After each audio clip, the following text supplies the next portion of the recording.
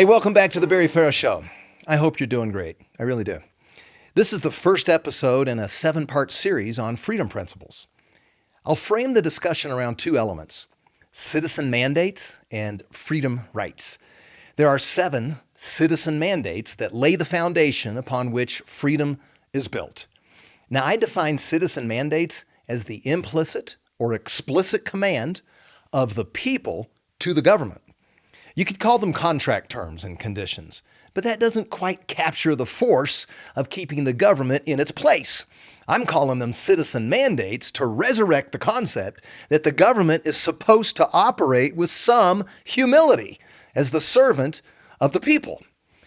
It reflects that in our representative form of government, the people are the ultimate authority. The government it elects serves them. The U.S. Constitution is basically a social contract where the people hired the government to govern things under certain terms and conditions.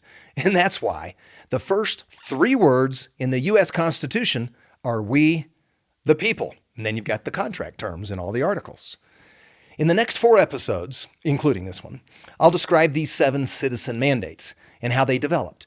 We'll trace the historical development of freedom from overbearing governmental control and how it culminated at America's founding. In fact, each of these 7 mandates was mentioned by one of the founders in a writing or a speech. After we lay the foundation of the limits to government expressed in the citizen mandates, we will delve into the 3 pillars of freedom. Now, you know these. These pillars represent the 3 freedom rights: the right to life, liberty, and the pursuit of happiness. The political science concept of freedom boils down to these 3 freedom pillars. I call them pillars because they stand tall. They're a beacon of hope, and they're inalienable rights. They come from God and not government. But governments tend toward control and ultimately seek to tear down these freedom pillars.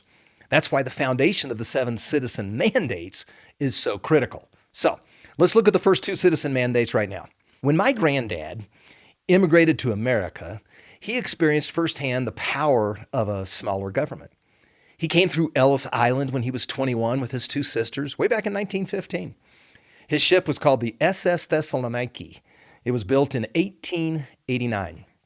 The ship would never pass safety requirements today.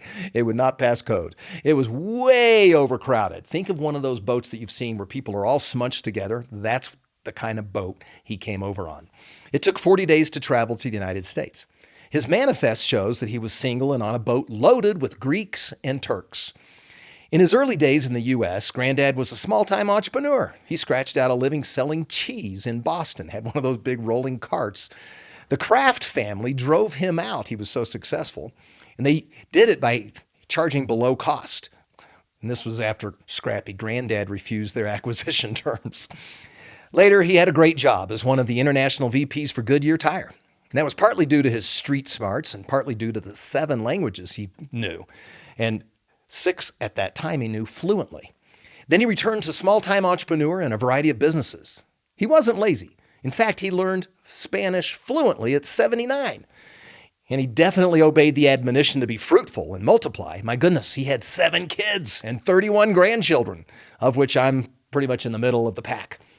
He lived until 1986, passing at 91. Before he died, my young wife and I stayed with him in his home in Boca Raton. He was a crusty guy, full of life, vim, and a fair share of vinegar. He was still working, making and selling handmade ties to some folks in the neighborhood. I was interested in business and politics and had just started following William F. Buckley and George Gilder. I was like 22. I asked him a couple questions about politics. His response revealed his deep appreciation for freedom. When he came to America, he came at the same time that the Ottoman Empire was killing over 1 million Armenian Christians.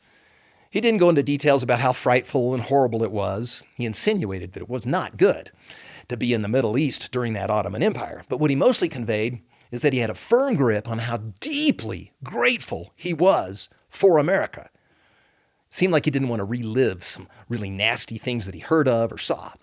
The Ottoman Empire was the largest political entity in Europe and Western Asia until it imploded in the early 1920s. Read up on it. You can see how evil they were to just about everyone, except for the folks that helped them gain power. Granddad was an earnest Christian, too. And when I say earnest, I mean he was a true believer, and he had no room for excuses. at least as far as his family was concerned. He expected all of us and all of our kids and all of our kids' kids to follow God. He was also serious about the link between God the Father, his creator, and the equal treatment of people. He didn't articulate it the same way George Gilder would have or Ronald Reagan would have. Reagan was president at the time, but Granddad loved him because he exuded gratitude for the land of freedom guided under the rule of law.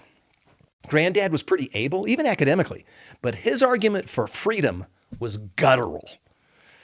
I give my granddad credit for my nearly vicarious impartation of the emotional appreciation I have for freedom.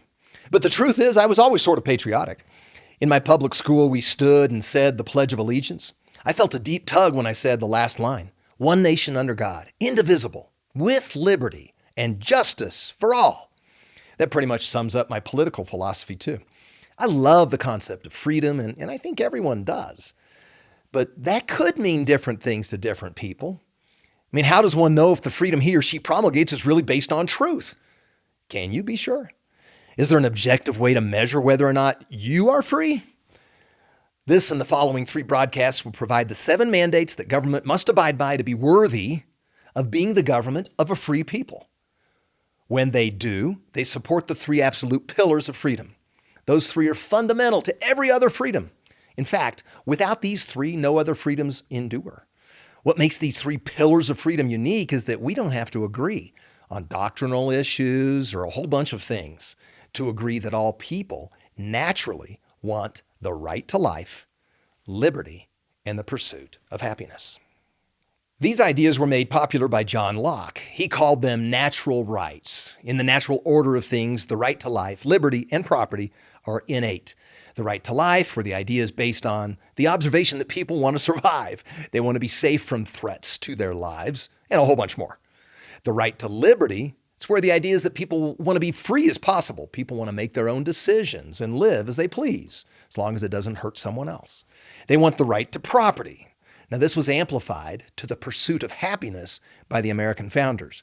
And this is the notion that people want to own things that are necessary for their survival and abundance: food, houses, tools, land. People want the opportunity to work and gain economic benefits, and they want to own their own labor, not be forced into something they don't want to do.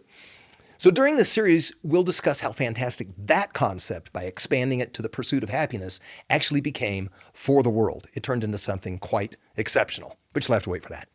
For much of human history, the government or the monarchy treated people horrible. They viewed people as their subjects.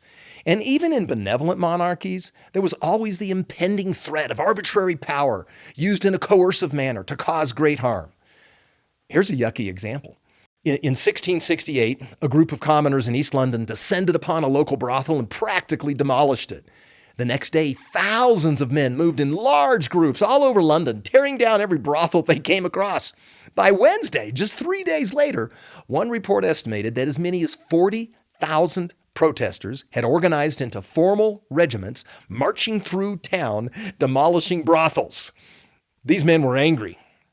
They had reached their breaking points with the English government and King Charles II, who had issued this royal proclamation that outlawed private gatherings for religious worship. Specifically, the king's order made it illegal for more than 5 people to congregate and pray outside of the government's official Church of England. He called any such private gatherings dangerous and seditious, kind of like truck drivers. So, either you submitted to the government's religious mandates or you were a criminal. It really ticked people off that Charles II believed that their spiritual beliefs were immoral, while at the same time he allowed for so many prostitutes. He was sort of the Epstein of the time, but worse, because he was also king. He was a womanizer in horrible ways, just grabbing a woman off the streets with total power.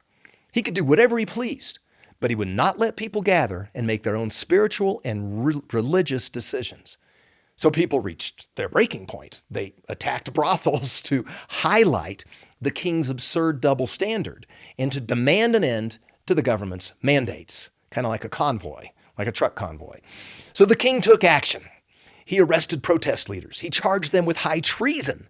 Attacking the brothels was an attack on the king. This guy was really bad. I mean, the king was very upset, even calling their views and beliefs unacceptable. The king had arbitrary power. In other words, the ability to arbitrarily make something a law after the fact with total power of the sword to enforce it retroactively. So, he rounded up the leaders. There were 4 who were charged with treason and sedition. And these protest leaders were drawn, hanged, and quartered. That's the standard punishment for high treason. And this is really a horrible way to die. I mean, you're first dragged behind horses. I think that's the drawn part. Then hung, but you're released right before you die. And as you're catching your breath, they chop off your private parts and slice you open.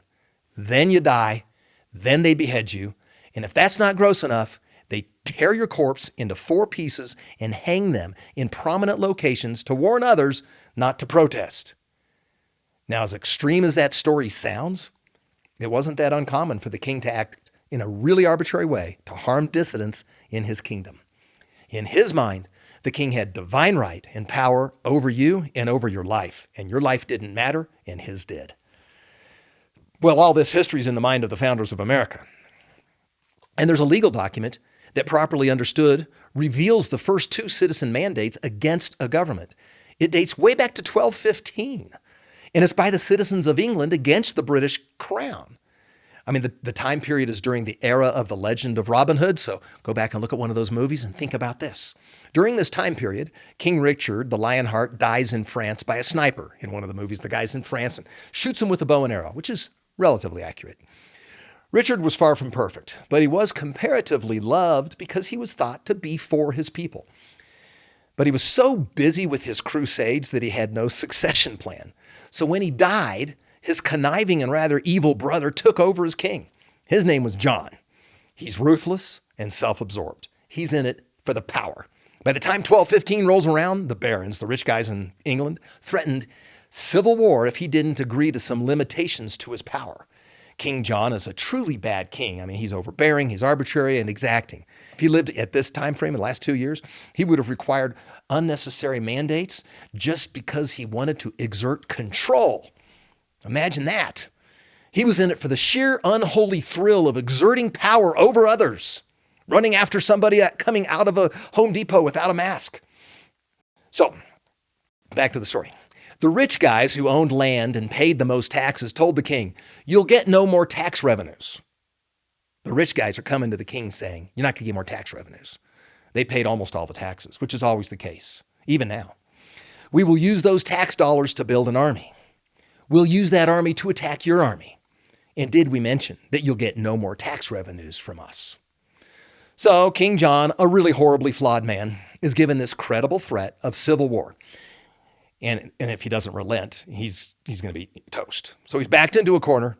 King John signs the Magna Carta. It's a really cumbersome document, but it manages to introduce 2 amazing citizen mandates. Number 1, government shall be limited.